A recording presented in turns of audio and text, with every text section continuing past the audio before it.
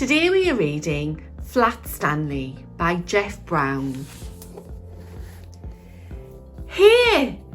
Arthur Lambchop called from the bedroom he shared with his brother Stanley. Their parents, Mr. and Mrs. Lambchop, cared greatly for politeness and correct speech. Here is for horses, not people, said Mrs. Lambchop. But look, said Arthur, pointing. Across Stanley's bed lay his enormous pinboard, which had fallen on top of him. Mr. and Mrs. Lambchop hurried to lift it up, but Stanley wasn't hurt. What's going on here? He said cheerfully. Gosh, said Arthur, Stanley's flat. As a pancake, said Mr. Lambchop. Let's all have breakfast, said Mrs. Lambchop. Then we can take Stanley to see Dr. Dan. Dr. Dan examined Stanley. How do you feel? He asked.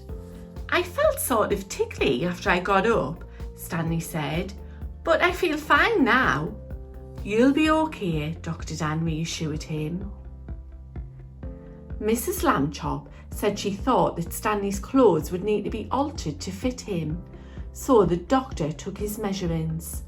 He was 48 inches tall, about 12 inches wide, and half an inch thick.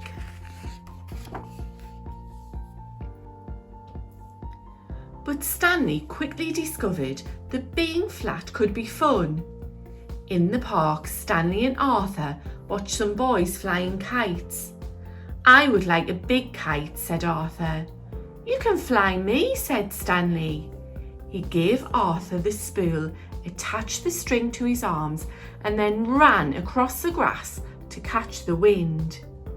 Up, up, up went Stanley, soaring high above the trees. But Arthur got tired and went off for a hot dog. He didn't notice when Stanley became tangled. Stanley wasn't very pleased about that.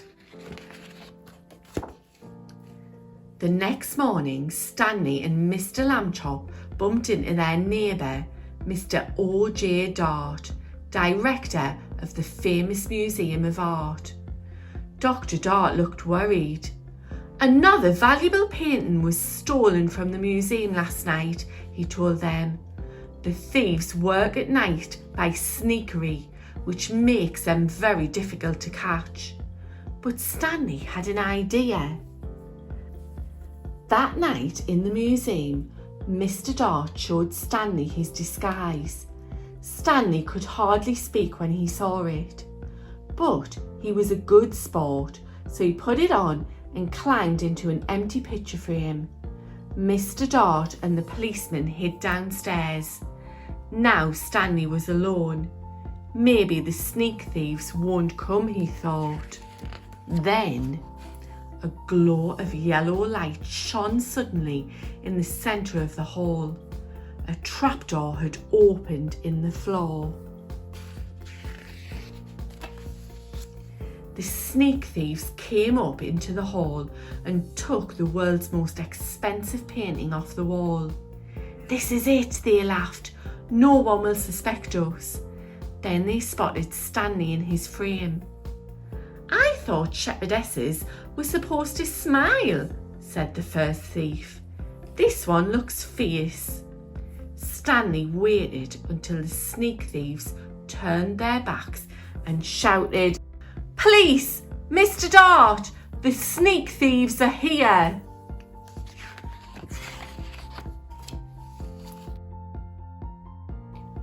Oh no, whispered the second thief. I think I heard the shepherdess yell. Talking pictures, the first thief whispered back. We both need a rest. You'll get a rest all right, shouted Mr. Dart, rushing in with lots of policemen. You'll get arrested, that's what. The sneak thieves were quickly handcuffed and taken to jail. The next day, Stanley got a medal and his picture was in all the newspapers. Stanley was famous. People would point him out and whisper, Stanley Lambchop, He's the one who caught the museum robbers. But then some mean people began to make fun of him. "Hi, Super Skinny," they would call. Later that night, Arthur woke to the sound of Stanley crying. "What's wrong?" he said. Stanley sighed. "I want to be a regular shape again." Luckily, Arthur had an idea. He ran to the big toy box and tossed aside balls, aeroplanes and toy boats. "Got it," he said, holding up an old bicycle pump. "Okay," Stanley said after a moment. "I hope this works." Arthur began to pump. Stanley got bigger and bigger and bigger. His pyjama buttons burst off, and there stood Stanley Lambchop as if he had never been flat at all. "Thank you, Arthur," Stanley said. "Thank you very much." Mr. and Mrs. Lambchop came in to see why the boys were up so late at night. "Stanley's round again," said Mrs. Lambchop. "I'm the one who did it," Arthur said. "I puffed him up." Mrs. Lambchop made hot chocolate to celebrate Arthur's cleverness. Then Mr. and Mrs. Lambchop took the brothers back into bed and turned out the light. "Good night," they said. "Good night," said Stanley and Arthur.